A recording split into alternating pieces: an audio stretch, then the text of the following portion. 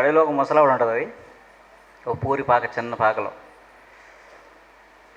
ఆవిడకి ఏం ఉండవు, ఎప్పటికప్పుడు తెచ్చుకొని అడవిలో దొరికిన వాటిలో వండుకు తింటూ ఉంటుంది. ఒక రాజుగారు వేటకి వెళ్తారు. వేటకి వెళ్ళిన తర్వాత మొత్తం దారి తప్పిపోయి ఎటు వెళ్ళిపోతాడు. సైనికులందరూ ఒక పక్కకి, ఆయన ఒక పక్కకి వెళ్ళిపోతాడు. అలా లేట్ అయిపోతుంది. ఇంకేమో ఆకలి వేస్తుంది. అలా వెళ్ళాడు. ఆ ముసలమ్మ గుడిసి కనబడితే అక్కడికి వెళ్తాడు. మధ్యాహ్నం 2 ఎంత అవుతుంది. వెళ్ళిన తర్వాత, అమ్మ నేను పలానా రాజుని, అయ్యో రాజుగారు మీరు వచ్చారు, మేము ఇక్కడ మేము ఆతిథ్యం ఇవ్వలేమంటే, ఏమీ లేదు నాకు ఆకలి వేస్తుంది, ఏముంటుంది పెట్టాను. అప్పుడు ఏం చేస్తాను తెలుసండి, అన్నీ చూస్తే ఏముండవు ఇంట్లోకి, ఎంత ఖాళీ. బయటికి వెళ్ళి ఇంటి పెరటికి వెళ్ళి చూస్తే ఉసిరి చెట్టు ఉంటుంది. ఒక రెండు ఉసిరికాయలు, ఏవో ఆకులు తెచ్చి చాలా రుచిగా ఉండాలనే సంకల్పంతో మంచి పులుసు పెట్టి మనం పెడుతుంది అన్నమాట. ఆయన తిని అంటాడు, అసలు మా కోటలో ఉన్న పంచభక్ష ప్రమాణం కన్నా చాలా అద్భుతంగా ఉంది, చాలా రుచిగా ఉంది అని వెళ్ళిపోతాడు. వెళ్ళిపోయి మళ్ళీ అక్కడ రాజ్యంలో వంటోడికి చెప్తాడనమాట, ఒక మామ ఉసిరికాయతో పులుసు పెట్టింది, చాలా బాగుంది, నువ్వు పెట్టు అంటాడు. ఆ రోజులాగే వండుతాడు. ఏం వండుతాడు, ఉట్టి ఉసిరికాయ, ఒక్క ఉసిరికాయతో పులుసు ఏం పెడతాడు అనుకుంటాడు. సరే ఏదో చేద్దానో చేస్తాడు. అదే పులుసు ఏం బాగోదు. అంటే తనకి ఏకాగ్రత లేదు. ఇది రుచి ఎలా వస్తుంది అనుకున్నాడు. ఆవిడేమో రుచిగా ఉండాలి అనే సంకల్పంతో వండింది. థాట్ అంతే, చక్కగా అద్భుతంగా. అలా వంట అన్నీ ఉండక్కర్లేదండి, ఏ ఉంటే దాంతో ఉండేచ్చు. అన్నీ ఉండాల్సిన రూల్ ఏం లేదు. ఏ ఉంటే అది చక్కగా ఉప్పు కారం ఉంటే చాలు, అద్భుతంగా వంట చేసేయచ్చు. అంటే మన వాళ్ళు అలా వండారు. అన్నీ పెట్టుకోలేదు, ఏముంటే దాంతో ఆ పూట చక్కగా వండేసేవారు. ఏ కాయగూర ఉన్నా ఏమున్నా, ఏం లేకపోతే ఏదో ఆకు కోసి కూర వండేసేవారు. అలా ఎన్నో రకాల కూరలు, అవన్నీ చాలా అద్భుతంగా. ఏంటంటే మనసు పెట్టి ఉండేవారు. ఇప్పుడు మనం వండుతున్నాం అంటే నాకు తెలిసి చాలామంది ఒక పక్కన టీవీ సీరియల్ నడుస్తూ ఉంటుంది, ఇక పోపేస్తారు, అమ్మ ఏమైపోయిందో అనుకుంటే రెడీ చేస్తుంటారు. ఆ వంటకి రుచి రాదు, బజ్జి రాదు. వంట మీద కాన్సన్ట్రేషన్ బాగా చేస్తే అసలు ఏం చేసినా అమృతం అయిపోద్దండి.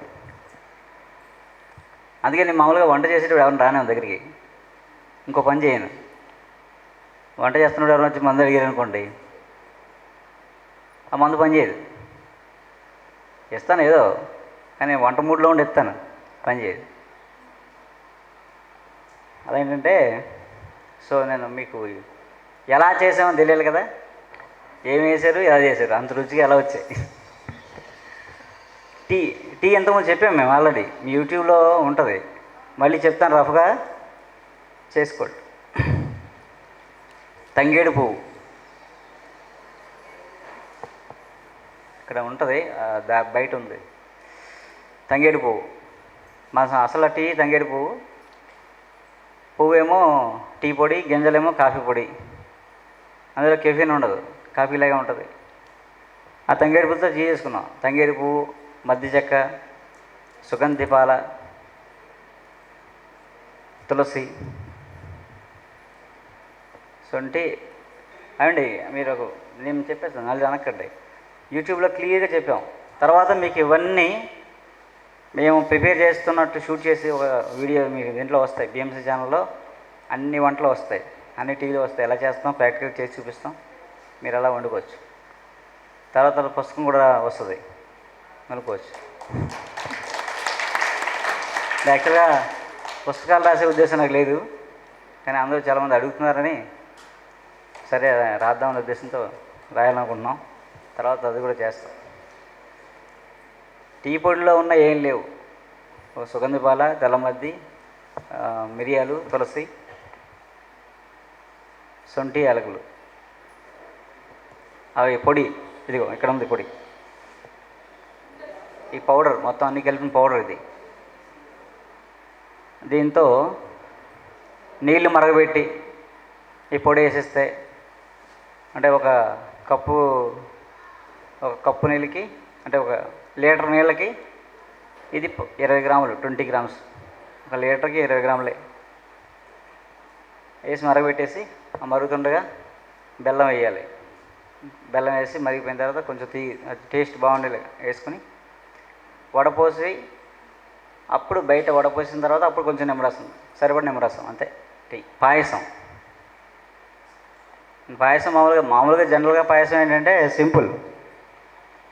మేము ఒక నూక తయారు చేసాం. నూక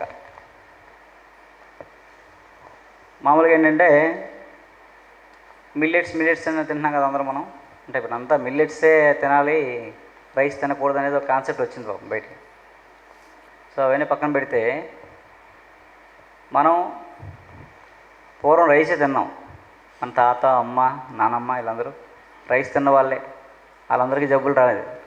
ఎందుకు రాలేదు? రైస్ ఎలా తినాలో అలా తిన్నాం, దంచుకుని. లేదా మిల్ అయినా సరే సెమీ పాలిష్ లేకుండా తిన్నాం. కాబట్టి అప్పుడు రైస్ వల్ల మనకి ఎలాంటి ప్రాబ్లమ్స్ లేవు.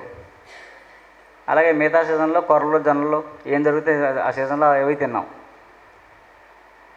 మనం రైస్ కూడా మనకి మనలో ఏంటంటే రైస్ కూడా తేడా చేస్తాయని రైస్కి ఒక ఫార్ములా ఉండేది. పులగం అంటే రైస్కి కొంచెం పెసరపప్పు కలిపి ఉండేవారు. పులగం కనీసం పండగల్లో పెట్టేవారు. కనీసం సంవత్సరానికి ఒకసారి తింటామని. రైస్ తింటే వేడి చేసేస్తాయి. అందుకని పెసరపప్పు కలిపితే న్యూట్రల్ ఉంటుంది, చల్లవ చేస్తుంది. అందుకని ఏ రైస్ ఏ మిల్లెట్ వండుకున్నా కొంచెం పెసరపప్పు కలిపి వండారనుకోండి 10%, అవి వేడి చేయవు. అలా ఏంటంటే మనం ఏం తిన్నాం, మన ఆంధ్ర వాళ్ళం వరి, కొర్రలు, జొన్నలు, సామలు, పెసలు తిన్నాం కదా. దానికి పెసలు కలిపాము మేము. వరి 50% ఇందులో, వరి బియ్యం, దంపుడు బియ్యం 50%, మిగతావన్నీ 50%, అంటే 40%, 10% పెసరు నూక. ఇవన్నీ కలిపేసి ఇలా ఉంటే పురుగు పట్టేస్తుంది కదా. అందుకని పసుపు, శొంఠి, మిరియాలు, నెయ్యి కలిపేసి ఈ బియ్యాన్ని పట్టించి ఎండబెట్టేసాం. ఎప్పటికీ పురుగు పట్టదు ఇది. ఈ కడగక్కర్లే. మీరు చూసారా రైస్ అంతా ఎల్లోగానే ఉందా?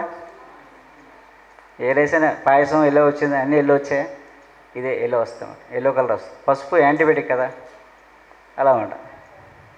ఈ నూకతో పాయసం చేసుకోవచ్చు, జావ చేసుకోవచ్చు,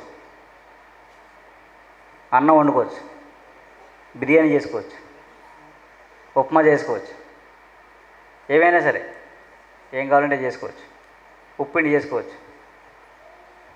అదేనా ఏదైనా మల్టీపర్పస్. ఇంకది మేము ఈ నూకని దాదాపుగా 7 ఏళ్ళగా వాడుతున్నాం. మా ఆశ్రమంలో 7 సంవత్సరాల నుంచి ఇదే ఫార్ములా. మా దగ్గర తిన్నవాళ్ళు, మా దగ్గర భోజనం, మా ఆశ్రమంకి వస్తే ఇదే ఉంటుంది. ఎప్పుడు వచ్చినా మీరు అర్ధరాత్రి వచ్చినా సరే దీంతోనే భోజనం పెడతారు మా వాళ్ళు. 4 రోజులు భోజనం చేసిన వాళ్ళు షుగర్ లెవెల్స్ తగ్గిపోయిన వాళ్ళు ఉన్నారు. 4 రోజులు వరుసగా మా దగ్గర భోజనం చేసి షుగర్ తగ్గిపోయింది అనే వాళ్ళు ఉన్నారు. చాలామంది ఇళ్లలో వాడుతున్నారు. కొన్ని ఫ్యామిలీస్ని సెలెక్ట్ చేసి పెట్టామన్నమాట. బాగా ఒబేసిటీ ఉన్నవాళ్ళు, డయాబెటిక్ ఉన్నవాళ్ళు ఫ్యామిలీస్ ఉంటాయి కదా. ఒక 100 ఫ్యామిలీస్ సెలెక్ట్ చేసి వాళ్ళకి ఇచ్చాం. వాళ్ళని ఒక 6 నెలల పాటు తినిపించాం. 6 నెలల పాటు తింటే అన్ని మార్పులు వచ్చాయి. అన్నీ చక్కగా మొత్తం వాళ్ళ హెల్త్లో చాలా మార్పులు వచ్చాయి. అది బ్లడ్ రిపోర్ట్స్ అప్పటికి తర్వాతకి చాలా మంచి మార్పులు వచ్చాయి. డయాబెటిక్లోనే ఇట్లో చాలా కొంతమంది వెయిట్ తగ్గారు. ఇలా ఏంటంటే పెసరపప్పు లేకుండా ఏ మిల్లెట్స్ తిన్నా కొంతకాలానికి ఏమవుతుందంటే, ఇప్పుడు మోషన్ అవుతుంది అనుకుంటాం, కొంతకాలానికి మోషన్ అవ్వదు అనమాట. వేడి చేస్తాయి. చూద్దాం ఒక 2-3 ఏళ్ళ తర్వాత మీరు ఇదే మిల్లెట్స్ తిన్న వాళ్ళని ఒకసారి అబ్జర్వ్ చేయండి, ఏం చెప్తారు తర్వాత. ఎందుకంటే మన దగ్గర ఏమున్నాయో అవి తినాలి మనం. సైంటిఫిక్గా చాలా ఉండొచ్చు, సైంటిఫిక్కి ప్రాక్టికల్గా చాలా తేడా ఉంటుంది ఎప్పుడు. అలా ఈ నూకతో ఉండదు. జావ చేసాం మేము పొద్దున్న. జావ ఎలా చేసామంటే ఒక గ్లాసు రైస్ అయితే 6 గ్లాసుల నీళ్ళు జావ చేయడానికి. అదేంటండి, అన్నం వండుకోవాలంటే ఒక గ్లాసు నూకైతే 4 గ్లాసుల నీళ్ళు. మామూలుగా రైస్కి ఎన్ని వేస్తాం మనం? ఒక గ్లాసుకి 2 గ్లాసులు వేస్తాం. మీకు ఇది మామూలుగా కేజీ బియ్యం 10 మందికో ఎంత లెక్క ఉంటుంది కదండి, 12 మందికో 15 మందికో లెక్క ఉంటుంది మామూలుగా కదా. కానీ ఇది 3 వంతులు వస్తుంది. 10 మందికి కేజీ వస్తున్నారు బియ్యం కేజీ 10 మందికి వస్తుంది అనుకోండి, ఇది 15 మందికి వస్తుంది. 15 మందికి సరిపోద్ది అనమాట. క్వాంటిటీ బాగా కలిసి వస్తుంది రైస్. అదే దీంతో జావ ఏం చేసినా తెలుసండి, దీన్ని 6 గ్లాసులు వేసి ఉడికించాం. ఉడకబెట్టేసి బాగా పేస్ట్లు అయిపోయాక దాంట్లో పెరుగు, నిమ్మరసం, కొత్తిమీర, కరివేపాకు, అల్లం, మిరపకాయలు కలిపి మిక్సీ కొట్టి రసం వేసాం అందులో. అది మంచి ఆకలి హేతుంది మీకు. ఈ నూక మీకు 2 గ్లాసులు జావ తాగితే సాయంత్రం దాకా ఆకలేదు. ఒక 2 గ్లాసులు తాగేస్తే సాయంత్రం వరకు ఆకలి అయితే నీరసం ఉండదు. అంత బాగుందన్నమాట ఇది. జావేమో అలా చేసాం. ఇక మీరు ఇందాక భోజనం చేశారు కదా, భోజనం చేసాం. 1కి 4 రెట్లు నీళ్ళు వేసి కొంచెం ఉప్పు వేసి ఉడకబెట్టేసాం. రైస్ తయారైపోయింది. ఆ తయారైపోయిన రైస్కి సగం అన్నం తీసి పెరుగు, మిరపకాయ ముక్కలు, కరివేపాకు, నిమ్మకాయ, ఉప్పు వేసి దద్దోజనం చేసాం. తిన్నారా?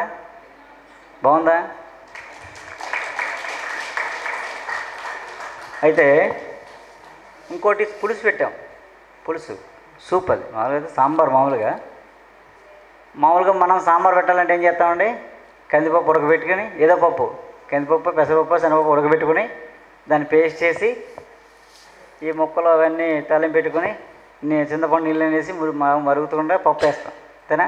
రుబ్బిన పప్పు వేస్తే చారు మనకు సాంబార్ తయారవుతుంది కదా. అలా లేకుండా మేము ఒక టెక్నిక్, రెడీమేడ్ అన్నమాట. ఇది చాలా నేచురల్. రెడీమేడ్ అంటే మళ్ళీ దీంట్లో ఏమీ కలపలేదు. ఇందులో ఈ పొడిలో కందులు, పెసలు, శనగలు, ఉలవలు, బొబ్బర్లు ఇలా ఇవన్నిటినీ దోరగా వేయించి పౌడర్ చేస్తాం. ఇందులో కొద్దిగా మిరియాలు, ధనియాలు, సోపు, జీలకర్ర అవి కూడా వేసి ఆడించాం అన్నమాట, మెత్తగా పొడి. ఈ పొడి మీకే చాలా సింపుల్గా పెట్టేసు సాంబారు. ఏ పులుసైనా మీరు ఏ పులుసు పెట్టాలన్నా పులుసు పెట్టి మరుగుతుండగా ఇది ఒక అరగ్లాస్ పొడి, ఒక గ్లాస్ నీళ్ళు వేసేలా కలిపేసి అందరూ పోసేస్తే మొత్తం అంతా చక్కగా పులుసులు అయిపోతాం. పిండి పప్పు ఉడకబెట్టడం, రుబ్బడం ఈ పనులు ఏమి ఉండవు. రెండు చాలా హెల్దీ. ఎందుకంటే ఇందులో ఉలవలు ఉంటాయి. మనం పూర్వం ఉలవకట్టు తాగేవాళ్ళం కదండి, ఉలవచారు. కనీసం నెలకు ఒకసారి అని తాగేవాళ్ళం. ఉలవకట్టు, ఉలవచారు తాగిన నాళ్ళు ఎవరికైనా కిడ్నీ స్టోన్స్ ఉన్నాయా ఏంటి? ఒక 20 ఏళ్ళ క్రితం ఎవరికైనా కిడ్నీ స్టోన్స్ ఉన్నాయేటి? 1,00,000 మందిలో ఒకరు కూడా ఉండి కాదు. అవునండి? ఒక 20 ఏళ్ళ క్రితం ఎవరికి కిడ్నీ స్టోన్స్ ఉండి కాదు. ఎందుకుండి కదంటే సంవత్సరానికి ఒకసారైనా ఉలవచారు తాగేవారు. ఉలవలు ఎంత పవర్ఫుల్ అంటే ఉలవ నీళ్ళు కానీ, ఉలవ కట్టు కానీ, ఉలవ చారు కానీ, ఉలవలు.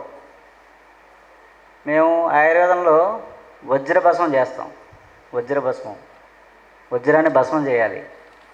దానికి ముందు శుద్ధులు ఉంటాయి. భస్మం చేయాలంటే ఏం చేస్తాం తెలుసండి? వజ్రాన్ని ఎర్రకు కాల్చి ఉలవ నీళ్ళలో వేస్తాం, ఉలవ కషాయంలో. మళ్ళీ తీసి మళ్ళీ కాలుస్తాం, మళ్ళీ వేస్తాం. 7 సార్లు 6 సార్లు వేసి 7వసారి కాల్చి వేయగానే పొడైపోద్ది, వజ్రం పొడైపోద్ది.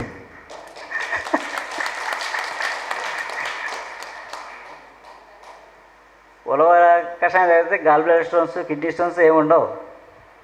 అలాగని రోజు తాగితే వేడి చేస్తుంది.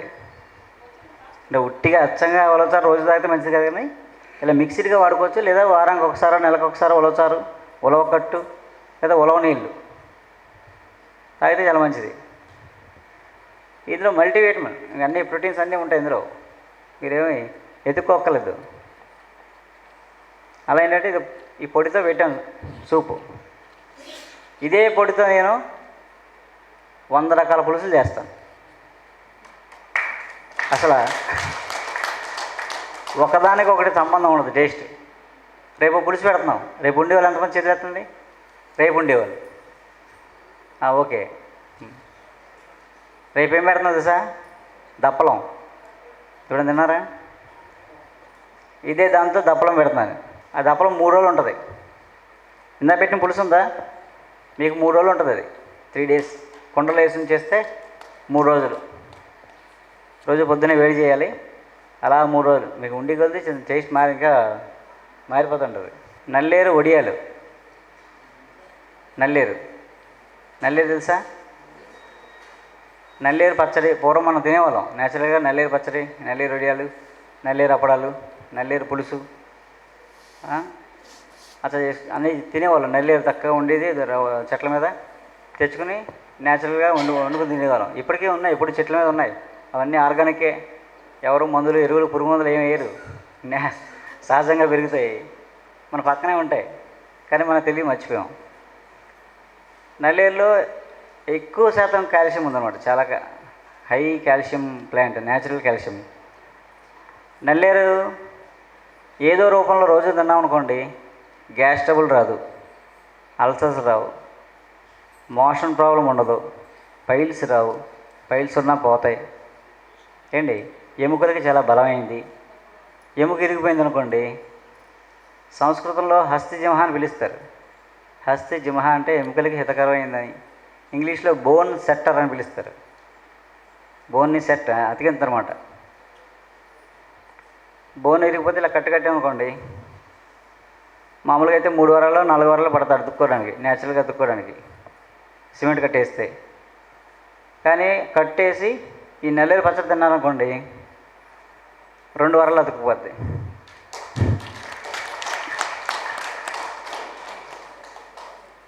అలా ఆస్టియోపోరోసిస్, కొంతమందికి ఎముకల నొప్పులు ఉంటాయి.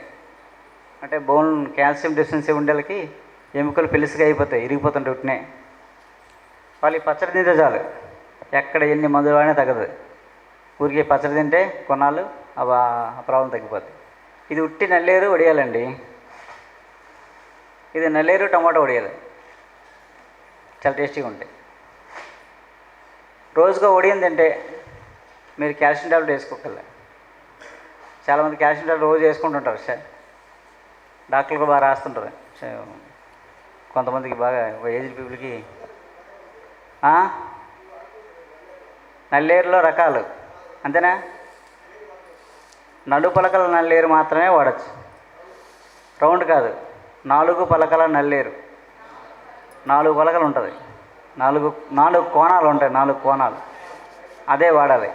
3 పలకలు రౌండ్ ఇవన్నీ మధ్యలో వచ్చినాయి పక్కన పెట్టిన, అవన్నీ మనం వాటిలో దాని మీద ఎవరు వర్క్ చేయలేదు. కానీ మంచిదని చెప్తాం, కానీ ప్రాక్టికల్గా తిన్నవాళ్ళు ఉన్నవాళ్ళు ఎవరు లేరు. ఈ 4 పలకల నల్లేరు మాత్రం నిజంగా తిన్నవాళ్ళు బాగున్నారు. మన పూర్వీకులు తిన్నది ఇదే. అందుకని ఆ 4 పలకల నల్లేరు మాత్రమే మనకి ఆరోగ్యానికి పనికొచ్చేది. నల్లేరు చెట్ల మీద ఉంటుంది, బాగా వేలబడతా ఉంటుంది. అది చివర కణుపులు ఉంటాయి కదా, కొస నుంచి 3 కణుపుల దాకానే తిన్నన పనిచేస్తుంది. అంత మించి తీసామనుకోండి దురద వచ్చేస్తుంది, అది మండిపోతుంది, దురద వచ్చేస్తుంది, తినకూడదు. లేతగా ఉన్నాయి 3 కణుపుల వరకే పనిచేస్తుంది. కొస నుంచి 3 కణుపుల వరకే, ఇలా కణుపులా ఉంటుంది, 3 కణుపుల వరకు పనిచేస్తుంది. అంత మించి కోస్తే దురద వచ్చేస్తుంది. అంత మించింది ఎలా పనిచేస్తుంటే, అలా బాగా ముదిరిపోయింది, ఎండబెట్టి కాల్చామనుకోండి బూడిద అయిపోతుంది కదా, ఆ బూడిది వేసుకుంటే ఆయాసం తగ్గిపోద్ది.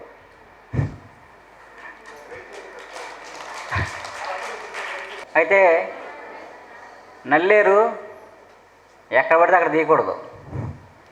ముందు కదా లాగేసారు అనుకోండి కొమ్మలిగిపోద్ది. తాడి చెట్టు మీద పాకిన నల్లేరు తీయకూడదండి.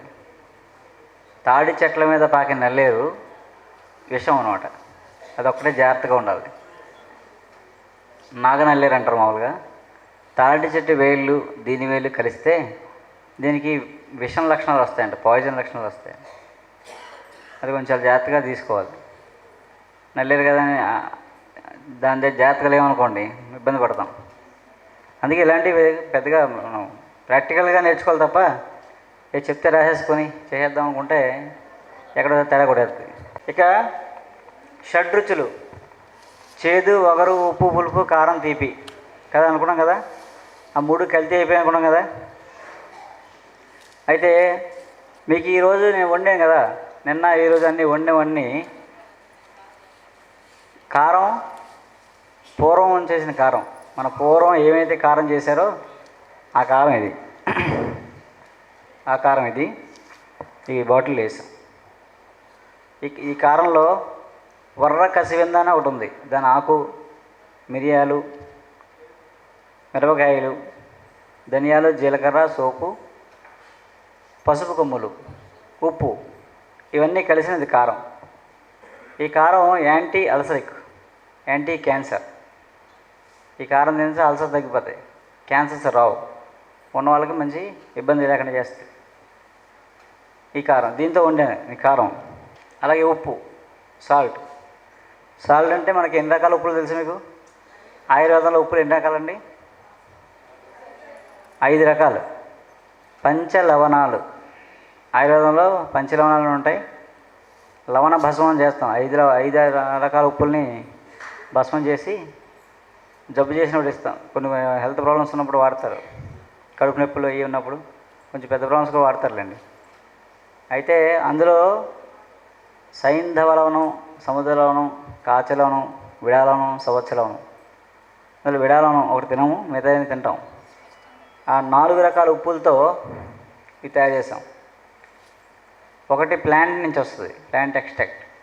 మిగతా అన్ని ఒకటేమో సింధు నది ప్రవహించే కొండలన్నీ ఉప్పు కొండలు, అది సైంధవ లవణం. సముద్రం నుంచి వచ్చేవి 2 రకాలు. మొత్తం 4 రకాల ఉప్పులు ఇవి. 4 మిక్స్ చేసి ఒక సాల్ట్ తయారు చేసాం మేము. ఈ సాల్ట్తో వాడుతున్నాం. జనరల్గా థైరాయిడ్, బీపీ, షుగర్ ఉన్న వాళ్ళు చక్కగా వాడుకున్నాం. పేషెంట్ చాలామందికి ఇదే ఇస్తాం. క్రానిక్ పేషెంట్లందరికీ ఈ ఉప్పు వాడుకోమని ఇస్తాం. ఇది దాదాపు 10-15 ఏళ్ళ నుంచి వాడుతున్నాం మేము. ఇకపోతే వగరు.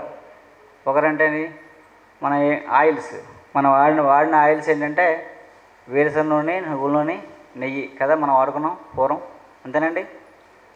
నెయ్యి చక్కగా వాడాం, అప్పుడేం బాగున్నాం చక్కగా. నువ్వుల నూనె వాడుకున్నాం, బాగున్నాం. వేరుశనగ నూనె వాడాం, బాగున్నాం. సొంతంగా ఆడించుకుని వాడుకున్నాం, వడపోసుకొని. అప్పుడేం ప్రాబ్లం లేదు. రిఫైన్స్ వచ్చాక మనం మొత్తానికి దెబ్బతిన్నాం. అయితే ఇది అలాగే. ఈ ఆయిల్లో నువ్వులోని 30%, ఒక 10% నెయ్యి, 60% వేరుశనగ నూనె. అది ఆ నూనెతో మీకు ఇప్పుడు ఇందాక అన్నీ తాలింపులే పెట్టినాయి, పులుసులే పెట్టినాయి. మేము మధ్యాహ్నం పకోడీ కూడా దాంట్లోనే వేస్తాం. చూద్దాం ఎంత టేస్ట్గా ఉంటాయి. ఈ ఆయిల్ తింటే మీ బాడీలో ఉన్న చెడ్డ కొలెస్ట్రాల్, చెడ్డ కొవ్వు మంచి కొవ్వుగా మారిపోద్ది అనమాట. పూర్వం మనం అలాగే తిన్నాం కాబట్టి మన బాడీలో ఉన్న కొవ్వే విరిగినట్టు మన నువ్వులోని వేరుశనగ నూనెలో ఉన్న కొవ్వే మనకు బాడీలో ఉన్న కొవ్వుని విరగొట్టేవి. అప్పుడు హార్ట్ అటాక్లు ఎన్ని ఉన్నాయి? ఎక్కడ లేవు కదా. కొలెస్ట్రాల్ లేవు, గుండె జబ్బులు లేవు, హార్ట్ అటాక్లు లేవు. అవి తినడం వల్ల బాగున్నాం. ఎప్పుడైతే రిఫైండ్ ఆయిల్కి వచ్చామో అవన్నీ వచ్చాయి. ఇది బెల్లం. బెల్లాన్ని మేము ఏం చేసామంటే 10% తాటి బెల్లం అండి, 50% బెల్లం, 40% పటిక బెల్లం కలిపి పౌడర్ అన్నమాట. నిన్న పాయసం చేసాక మీకు పాయసంలో ఇదే వేసాం. మామూలుగా పులుపు ఏంటంటే మనం అచ్చంగా సంవత్సరం అంతా చింతపండు తినలేదు. చింతపండు చారు ఎందుకు తాగేమో తెలుసా? మోషన్ కానప్పుడు విరోచనకారిగా చింతపండు పులుసు పెట్టుకుని అది చింతపండు రసం తాగేవాళ్ళం, విరోచన అవడం కోసం. ఇప్పుడు మనం రోజంతా చింతపండు చారే, అప్పుడేమవుతుంది? మోషన్ అవడం మానేసింది. ఏదైతే మనం ఆరోగ్యాన్ని ఇస్తుందో అదే ఆరోగ్యం చెడగొట్టగలదు. చేదు మంచిదే. అలాగే రోజు చేదు తినేస్తాం అనుకోండి, ఏమవుతుంది తెలుసా? ఈ నరాలన్నీ పెలుసుగా అయిపోయి చిట్లిపోతాయి. చేదు మంచిదే, కానీ ఎంత తీసుకోవాలో అంతే తీసుకోవాలి. మంచిదే కదా, రోజు గ్లాసు తాగేస్తున్నాం అనుకోండి, ఈ నరాలన్నీ బ్లడ్ వెసల్స్ అన్నీ చిట్లిపోయి పెలుసుగా అయిపోయి చేదుకి చిట్లిపోతాయి. ప్రమాదం కదా. అలా ఏంటంటే రుచులన్నీ ఎంత అంత. మన పులుపు ప్రతి సీజన్లో రకరకాల పులుపులు వచ్చాయి. మామిడికాయ, చింతకాయ, దబ్బకాయ, నారింజకాయ, వాక్కాయ, అలాగా రకరకాల పులుపులు. నారింజకాయ, నిమ్మకాయ, అంతేనండి. దబ్బకాయతో చారు పెట్టుకున్నాం, నిమ్మకాయ చారు పెట్టుకున్నాం, ఉసిరికాయతో చారు పెట్టుకున్నాం, చింతకాయతో చారు పెట్టుకున్నాం, అవునా కదండి. పులుపుకి వాక్కాయ పప్పు, మామిడికాయ పప్పు, మామిడికాయతో కూడా చారు పెట్టుకున్నాం, మామిడికాయ పులుసు, ఉల్లిపాయ మామిడికాయ పులుసు, చింతపండు లేకుండా. అలా పులుపులన్నీ ఎంజాయ్ చేసేవాళ్ళం. ఇప్పుడు మనం అవన్నీ పక్కన పెట్టేసి ఒట్టి చింతపండే ఎప్పుడైనా వాడితే. నిమ్మకాయ చేదు అంటే వేపల్లో పొద్దున్నే మొహం కట్టుకోవడం వేపాలతో. అప్పుడు ఏం చేశారంటే మనకి 12 రకాల పందు పొలలు. ప్రాబ్లం వస్తే ఆ పొల్ల వాడేవారు అనమాట. జనరల్గా వేప పొల్ల, కామ పొల్ల. మాకు గానుగ చెట్టు అంటారు, ఇక్కడ ఏమంటారు తెలీదు. ఇది కామ చెట్టు కదా. ఈ కామ పొలతో మొహం కడిగేవారు.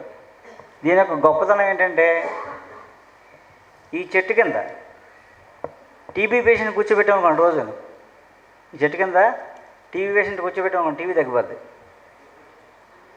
దీని గాలిలో విటమిన్ B12 ఉంటుందంట. ఒక సైంటిస్ట్ చెప్పింది అది, పెద్ద ఆయన. ఈ చెట్టు కింద కూర్చుంటే టీబీ పేషెంట్ ఈ చెట్టు కింద ఉంచితే టీబీ తొందరగా తగ్గిపోతాడు. ఈ పొలతో మొహం కడితే టీబీ ఎప్పుడు రాదు. టీబీ ఉన్నా తొందరగా తగ్గిపోతాడు కామ పొలతో మొహం కడిగితే. అయితే చింత చెట్టుకి ఒక స్టోరీ చెప్తాను.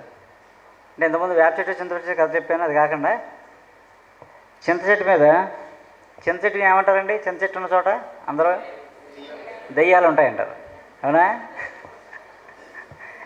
చింత చెట్టు మీద దెయ్యాలు ఉంటాయో లేవో దేవుడికి. కానీ చింత చెట్టు మొత్తం రాత్రి పగలు కార్బన్ డైఆక్సైడ్ రిలీజ్ చేస్తారండి. జబ్బు చేస్తారనమాట. అంటే ఎక్కువ కూర్చుంటే, చింత చెట్టు కింద కూర్చుంటే. చెప్పాను కదా కదా, ఒక 40 రోజులు రోజు చింత చెట్టు మళ్ళీ చేస్తే ఎండిపోయాడు, చిక్కి సెలి అయిపోయాడు. అంటే చింతలు కలిగించేది అనమాట. అందుకని మన పూర్వంలో ఏంటంటే ఏదో ఒకటి పెట్టకపోతే మనం ఇబ్బంది, మనలో పట్టించుకోమని చెప్పేసి చింత చెట్టు మీద దెయ్యాలు ఉంటాయని పెట్టేవారు. చింత చెట్టు మీద దెయ్యం ఉండదు, వెళ్తే మనం దెయ్యంలో అయిపోతాం. విపరీతం వేడి చేసేస్తాను. చింత చెట్టు కింద వేడి, చింతగాలి చాలా వేడి చేస్తుంది మనిషికి, ఉడికొచ్చేస్తుంది. అదనమాట. అక్కడ చెట్టు కింద ఉన్న వాళ్ళందరూ ట్రైబల్స్ చింత చెట్లు ఉంటాయి, చుట్టూని ఇల్లు ఉంటాయి. చింత చెట్లు ఇల్లు ఎందుకు కట్టుకుంటారంటే చింతకాయతో సంవత్సరంతో బతికేయగలరు. అందుకు వాళ్ళ కల్పవృక్షం. కానీ వాళ్ళకి ఎప్పుడూ సన్నగా ఎండిపోయి ఇబ్బంది పడుతూ ఉంటారు. చింత చెట్టు ఒక ప్రభావం అన్నమాట. హలో ఫ్రెండ్స్, పిఎంసి ఆన్లైన్ని సబ్స్క్రైబ్ చేసుకోండి. సరికొత్త అప్డేట్స్ కోసం బెల్ బటన్ని నొక్కండి. మీకు ముఖ్యమైనది టూత్ పౌడర్ కదా. టూత్ పౌడర్ ఫార్ములా చెప్తాను, రాసుకోండి. ఇది రాసుకోండి చక్కగా, అందరికి ఉపయోగం, ప్రతి ఇంట్లోనే ఉండాలి. ఈజీగా చేసుకోవచ్చు, పెద్ద కష్టం కాదు. అది సేఫ్, ఎవరికి నష్టం చేయదు, ఎవరికి ఇబ్బంది కలగదు. వేప ఆకు పొడి. వేపాకులు ఉంటాయి కదా, వేపాకులన్నీ కోసి ఎండబెట్టి పొడి చేసుకోండి. 100 గ్రాములు వేపాకుల పొడి, 100 గ్రాములు వేపాకుల పొడి, వాము, ధనియాలు, జీలకర్ర ఒక 20 గ్రాముల పొడి. వాము, జీలకర్ర, ధనియాలు 3 కలిపింది 20 గ్రాములు. వాము, జీలకర్ర, ధనియాలు కలిపింది ఒక 20 గ్రాములు. ఒక 20 గ్రాములు అతి మధురం బయట అమ్ముతారు. అతి మధురం బాగుంటుంది, తీగా ఉంటుంది. ఒక 10 గ్రాములు ఉప్పు, కళ్ళుప్పు, గడ్డప్పు అంటాం కదా, పలుకులు ఉంటాయి. 10 గ్రాములు అన్నీ మెత్తగా పొడి చేసి చూర్ణం చేసుకొని పొడి చేసి ఉంచుకుంటే టూత్ పౌడర్. మీకు అలా డెంటల్ ప్రాబ్లమ్స్ రావు, పళ్ళు క్లీన్గా చక్కగా ఉంటాయి. నోటి కురుపులు, నోటి పూతలు, గమ్స్ దెబ్బతినడం, పళ్ళు కదిలిపోవడం, చిగుళ్ళు వాపు ఇలాంటివన్నీ తగ్గిపోతాయి. రావు కూడా. అతి మధురం 10 గ్రాములు అంతే. ఎండబెట్టండి, పొడి చేసుకోవడమే. ఇది సముద్ర పాల అని పిలుస్తారు. సముద్ర పాల. చూసారా, ఇటుపక్క గ్రీన్గా ఉందా, ఇటుపక్క గ్రీన్గా ఉందా, ఇటుపక్క ఎలా ఉంది, బూడిద రంగులో ఉంది, అవునా? సెగ్గడ్డ వచ్చిందనుకోండి, సెగ్గడ్డ, చీవుగడ్డ వచ్చిందనుకోండి, ఈ బూడిద రంగు వైపు నూనె కానీ ఆముదం కానీ రాసేస్తే అలా పసుపామై చితికిపోద్ది అనమాట. 1 డేలో ఒక 1 డేలో చితికిపోద్ది, నొప్పి తగ్గిపోద్ది. ఈ టైప్ రాసి అంటిస్తే అది మానిపోద్ది. ఆకొకటే, ఒకటి చితగొడుతుంది, ఇంకో పక్క మానిపోద్ది. సముద్ర పాల. అయితే దీని వేరు పెరాలసిస్లో వాడతారు. మేము బాగా నేర్చుకున్న వాళ్ళకైతే నేర్పుతాం. అంటే పూర్తిగా మేము అందరికీ చేస్తానన్న వాళ్ళు ఎవరైనా ఉంటే వాళ్ళకి నేర్పుతాం. మామూలుగా అయితే ఉత్తినే. ఇది సెగ్గడ్డికి ఎవరైనా వేసుకోవచ్చు, ఏం ఇబ్బంది లేదు. పగిలితే పగిలితే లేదా లేదు. ఈ మొక్క చెప్పగలరా? బలుసాగు. దీనికి ఒక సామెత ఉంటుంది, బతుకుంటే బలుసాగు తినచ్చని. ఎందుకంటారు అనుకున్నారు? బతుకుంటే బలుసాగు, ఉట్టి బలుసాగు పులుసు పెట్టి తాగి తింటే అన్ని పోషకాలు ఇందులో ఉంటాయి. ఉట్టి బలుసాగు ఉడకబెట్టి తినేసామనుకోండి, అన్ని పోషకాలు ఇందులో ఉంటాయి అన్నమాట. దీంతో బతికేచ్చు 1 నెల 2 నెలలు, ఏం రైస్ గీసి లేకుండా. అందుకని మనం ఊరికే అనలే, బతుకుంటే బలుసాగు తినచ్చని. ఈ బలుసాగు అనమాట అది. మనం ఎప్పుడైనా తిన్నామా? కనీసం ఒకసారి కూడా తినలేదు. ఎవరో ఉన్నారో తినవాళ్ళు. చిన్న పళ్ళు ఉంటాయి, అదో ఆయన పెద్ద ఆయన తిన్నారట. అలాగా ఇది బలుసాగు. ఇది పందు పుల్ల, ఇదో రకం అండి. భరణిక. భరణిక అని పిలుస్తారు, బర్రీ ఇంకా అని పిలుస్తారు. ఇంకో పేరు బర్రీ ఇంకా. బర్రీ ఇంకా అంటే, బర్రీ అంటే గేదె కదా, బర్రె అంటే గేదెనా, ఇంకా అంటే ఇంకిపోవడం. మేకలు కాసేవాళ్ళు, గేదెలు కాసేవాళ్ళు, వాళ్ళు 2 రోజులు 3 రోజులు మేకలలో 1 నెల ఇంటికి వెళ్ళరు. కొంతమంది చాలా ఒక సీజన్ అంతా బయట తిరిగి కొన్నాళ్ళ పైకి ఇంటికి వస్తారు. అలా కొంతమంది ఉంటారు. వాళ్ళు తోడు పెట్టుకోవాలనుకోండి, పాలు ఏం చేస్తారు, మేకపాలు పిదుగుతారు. పిదిగి మరగబెట్టి ఈ ఆకు ఇరిపితే పాలు వస్తాయి. ఈ పాలు అందులో వేస్తే తొడిగిపోద్ది అనమాట. పాలు పెరిగి అయిపోతాయి. మనం మజ్జిగ వేసి అవి వేసి కష్టపడి తోడెడతామా? వీళ్ళు చక్కగా పాలు పితికేసి కాచుకొని ఆ పాలల్లో కాయక్కలేదు కూడా. మామూలుగా వాళ్ళు ఏం చేస్తారు, పాలు పితికేసి ఇది వేసేస్తే తొడిగిపోతాయి. ఈ చుక్కలు వేసేస్తే తొడిగిపోతుంది. ఎంతసేపులో? 1 గంటలో. మనం సాయంత్రం తోడుపెట్టి పొద్దున్న తోడుపెట్టి సాయంత్రం చేస్తామా? అలా కాదు. అన్నం వండుకునే లోపల తొడిగిపోద్ది. అది పందుపొల్ల. మనకి యాక్చువల్గా మనకి పందుపొల్ల. బర్రెకి కూడా పందుపొల్ల చాలా గట్టిగా ఉంటుంది. దీంతో కానీ నవిలి పళ్ళు తోముకున్నాం అనుకోండి, నెలకు ఒకసారినని మనకి 90 ఏళ్ళు వచ్చిన పళ్ళు ఊడిపోదు. బళ్ళు స్ట్రాంగ్ అయిపోతుంది, గట్టిగా అయిపోతాయి, వెరీ స్ట్రాంగ్ అది. ఇప్పుడు ప్రెగ్నెన్సీ రాగానే ఏం చేస్తున్నాం మనం? ప్రెగ్నెన్సీ రాగానే చక్కగా ఫోలిక్ యాసిడ్, కాల్షియం టాబ్లెట్లు వాడతారు కదండి, అవునా? ఫోలిక్ యాసిడ్, కాల్షియం టాబ్లెట్ వాడిన వాళ్ళందరూ 100కి 90 మందికి నార్మల్ డెలివరీ అవ్వదు. ఎందుకు అవ్వదంటే లోపల బేబీ తల, హెడ్. మామూలుగా అయితే మీరు కాల్షియం టాబ్లెట్లు, ఫోలిక్ యాసిడ్లు వాడకుండా న్యాచురల్గా పెరిగితే లోపల బేబీ హెడ్ మెత్తగా ఉంటుంది అనమాట, ఫ్లెక్సిబుల్గా ఉంటుంది, మెత్తగా ఉంటుంది. బయటకు వచ్చిన తర్వాత 6 నెలలకి మదర్ మిల్క్ వల్ల, మంచి ఫీడింగ్ వల్ల గట్టి పడుతుంది. అప్పుడు బుర్ర హార్డ్ అవుతుంది. ఎప్పుడైతే మనం 3వ నెల నుంచే కాల్షియం టాబ్లెట్లు, ఐరన్ టాబ్లెట్ వాడితే ఏమవుతుందంటే 6 నెలలు బయటకు వచ్చిన తర్వాత 6 నెలలకి గట్టిపడవలసింది 6 నెలల ముందే లోపల గట్టిపడిపోతుంది హెడ్. ఇంకా ఫ్లెక్సిబిలిటీ ఉండదు. ఎలా నార్మల్ డెలివరీ అవుద్ది? అవదు. కొంతమంది ప్రెగ్నెంట్ లేడీస్ మందుల వాసన ఇష్టం ఉండదు వాళ్ళకి, మందుల వాసన కిట్టదు, వేసుకున్నానని చెప్పేసి వాళ్ళ పక్కన పడేస్తుంటారు. వాళ్ళకి మాత్రం నార్మల్ డెలివరీ అయిపోద్ది. చూడడానికి సన్నగా ఉంటారు, వీళ్ళకి నార్మల్ డెలివరీ ఎలా అవుతూ ఉంటుంది, అలాగే నార్మల్ డెలివరీ అయిపోతుంటుంది. ఎందుకంటే వాళ్ళు మందులు మింగరు, దొంగచాటును పడేస్తుంటారు బయటికి. అలా పడేసే వాళ్ళందరూ ఖచ్చితంగా నార్మల్ డెలివరీ అయిపోతారు. సిన్సియర్గా వేసుకుంటారే వాళ్ళకి మాత్రం అవ్వదు. ఇది వాస్తవం. అందుకే పూర్వం మనకి క్యాల్షియం టాబ్లెట్లు ఏం లేవు కదా. పూర్వం ఏం చేసేవారు, కడుపుతో ఉన్న వాళ్ళు ఏం కోరితే పెట్టాలనేవారు. కోరిక అంటే ఏంటంటే ఆవిడలో ఏ డిఫిషియన్సీ ఉందో అది కోరికగా అడిగేవారు. అందుకని ఎక్కడున్నా సరే తెచ్చిపెట్టేవారు, అన్నీ పెట్టేవారు. చక్కగా సహజంగా నార్మల్ డెలివరీస్ అయ్యాయి. లోపల గ్రోత్ కూడా చక్కగా పెరిగేది. అప్పుడు కూడా అది చక్కగా యాక్టివ్గా పని చేసుకునేవారు. ఎక్సర్సైజ్ ఉండేది, ఏదో పని చేసుకుంటూ ఉండేది, ఫిజికల్ ఎక్సర్సైజ్ కూడా ఉండేది. ఇప్పుడు ఏంటి, ప్రెగ్నెన్సీ కనుక బెడ్ రెస్ట్, ఫోలిక్ యాసిడ్లు అవి మొత్తం నానా మందులు మిగించి పాలు తాగద్దని అవి తాగద్దని ఏవో పెడతారు అంతాని. మనం తినాల్సినవన్నీ తినకూడదని చెప్పి అక్కర్లేనన్నీ వాడించి నార్మల్ డెలివరీ అవ్వకుండా చేస్తారు. అలా కాల్షియం టాబ్లెట్స్ వాడిన వాళ్ళు, ఫోలిక్ యాసిడ్ వాడిన వాళ్ళు, నేను ఆ మధ్య చెప్పాను ట్రైబల్ సెల్ చేస్తారు నార్మల్ డెలివరీ అయిపోద్ది. చాలామంది నాకు ఫోన్ చేసి, సార్ మా అమ్మాయి 8th మంత్ 9th మంత్ మీరు నార్మల్ డెలివరీకి ఏమైనా ఇస్తారా అని అడుగుతున్నారు. ఇస్తాం, కానీ వాళ్ళు సహజంగా కాల్షియం టాబ్లెట్ వాడకుండా ఉంటే ఖచ్చితంగా అవుతుంది. కాల్షియం టాబ్లెట్ వాడితే గ్యారంటీ ఏం లేదు, అవ్వచ్చు అవ్వకపోవచ్చు, అంతే కదా. లోపల బుర్ర బేబీ హెడ్ హార్డ్ అయిపోతే ఏమేస్తే నార్మల్ డెలివరీ అవుద్ది. ఆ ట్రైబల్స్కి ఎందుకైంది, వాళ్ళు ఏం కాల్షియం టాబ్లెట్ ఏం వాడేవారు కాదు.